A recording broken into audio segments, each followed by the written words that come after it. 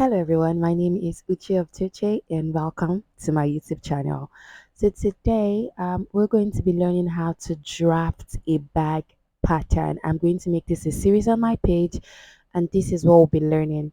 By the way, I have a Telegram group where I teach pattern drafting as well. I can put the link in the description box and if you want to join, feel free to join. It is absolutely free. So the first thing you do when you're trying to draft a pattern is of course try to sketch it.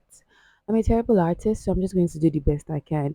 So from the picture, it is slant by the side and of course it has a curve as well. So I'm just sketching that out.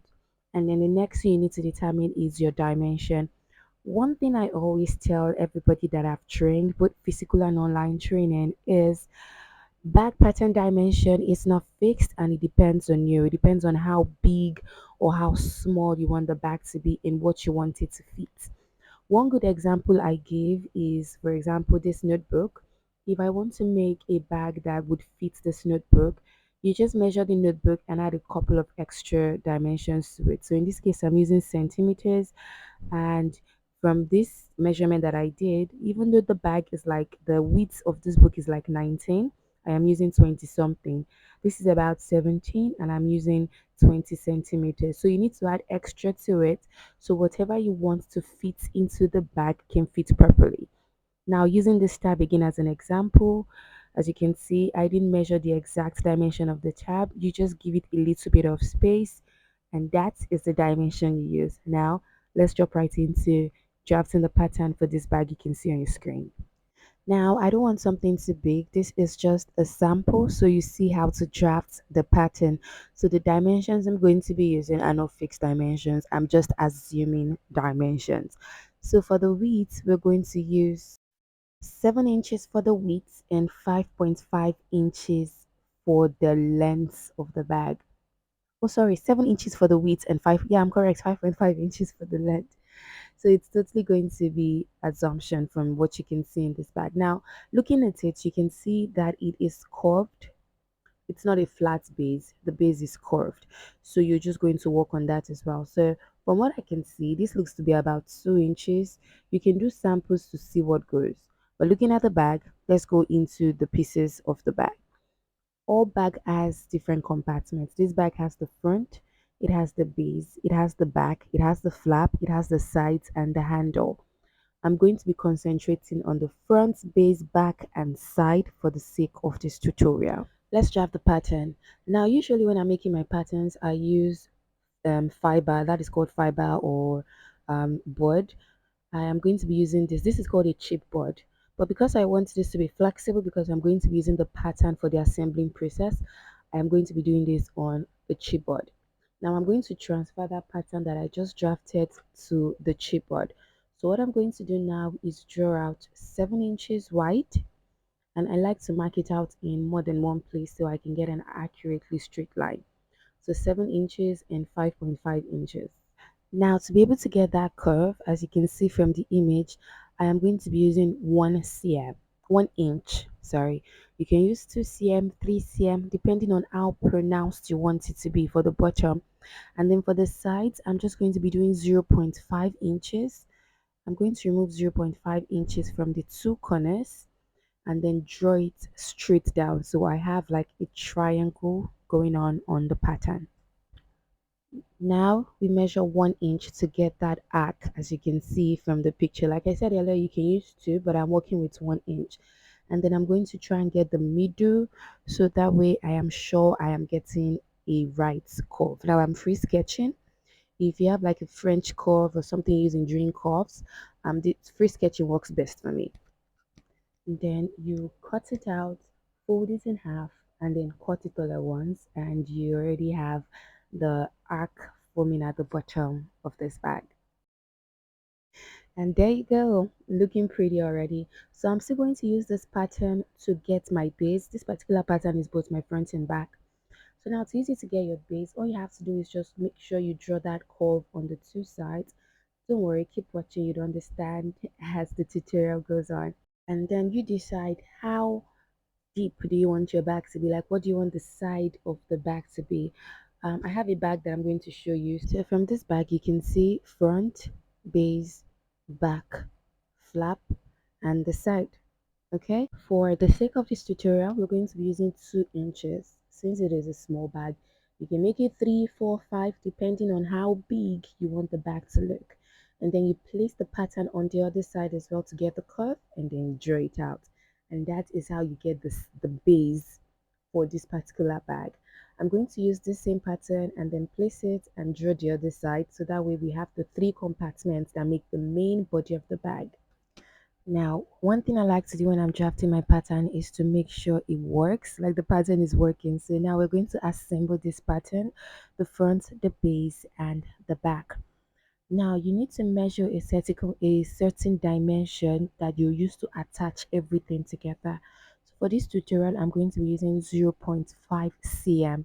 Cm, not inches, because I feel inches is way too much and it takes too much um, dimension from my bag itself and makes my bag smaller than I want it to be.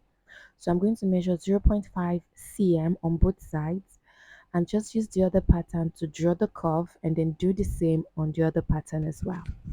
Now we are the same machine, and this is the moment of truth where we find out if this pattern works or not. So as you can see, that line we draw gives us the perfect line to sew it all up.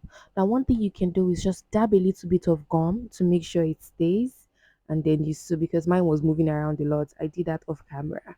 So this is what it looks like. Yeah, my sewing machine took off a chunk there because I'm sewing paper.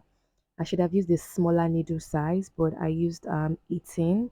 No, I used 22 instead of 18 inches, so it gives me larger holes. But anyways, this is what it looks like. As you can see, we have that curve at the bottom of the bag. Now, if you want it more pronounced, you do it 2 inches. So you can see these tutorials give you an idea of what it looks like. You can do 2 inches. Now, let me show you how to do the side of the bag. I'm not going to leave you hanging. So you measure the length. Now, when you're doing your side, what determines your side is the length of your front and the length of your base. Now, as you can see, our base is 2 inches and the length of our side is about 5.1 inch. So I'm just going to note that down. I'm just double measuring to be sure everything is correct on all sides. Now, let's go to drafting the side. On the chipboard, you just measure it out. So 5.1 inch, I like to measure out in more than one place so I can get an accurately straight line. And then the width is 2 inches. So you're going to measure that out. Now, one thing with drafting the side is you need to make like little right angles, let me call that, at the edge of the bag to make everything fitted. And I'm just going to do a rough sketch to show you how that works. So I'm just going to draw that box. That is supposed to be 5 inch and 2 inches, right? As you can see. Now what you regularly do is to the length you add 1 cm and to the width you add 2 cm. Eventually you're going to remove it and I'm going to show you how. So after doing that, add 1 cm up there and add 2 cm to the width and connect the lines. Now that 1 cm we added to the length, we measure it at the bottom and just draw it out. And then to the width, measure at both corners 1 cm, 1 cm on both corners. And then you draw that right angle, the angle I was talking about. Now I'd like to mark it out at the top as well so that I can use the line at the top to get a straight line at the bottom. Please like, share, and subscribe if you haven't done that. Thank you. And then I'm going to do that on the other side as well. So what we're going to do is cut it out and cut that angle out. Now if you measure, if you see that we have our 5.1 by 2 inches, excluding those angles that we drew. Now you're going to cut out that pattern we just formed, cut out those angles, and you have the perfect size. So I'm just going to place it here and draw it. I'm just going to draw two. So that's how I do it. Let's assume I'm keeping that one as my pattern. So you draw it out, cut it out, and we have our sides. Now the next step is to assemble. I'm just using my gum and the bottom of my gum brush. Just apply gum to the edges of the side and then the sides, like the corners of the main body of the bag as well, as you can see me doing. That's how you connect your side. I couldn't find my clips. I would have just used clips, but I'm just using gum. So this is how the normal assembly process goes. I like assembling from the base. So as you can see, those use the corners, fold it. I'm just going to slow it down when I'm doing the second side so you see what it looks like. So fix it to the bottom there. Use the base as the guide. You're attaching the bottom to the base, and then take the edges, like the corner meets the corner, and then it just sits perfectly. See that? Let that corner fit that corner, and there you go. That's how you fix the side of your bag. And see, our bag pattern is formed, guys. We did it. Now this is how you draft a pattern for that bag. Now in the comment section, let me know, should we just convert this into a bag so that way I can show you how to do the flap and then the handle as well? As soon as I have time, I'll do that. Don't worry.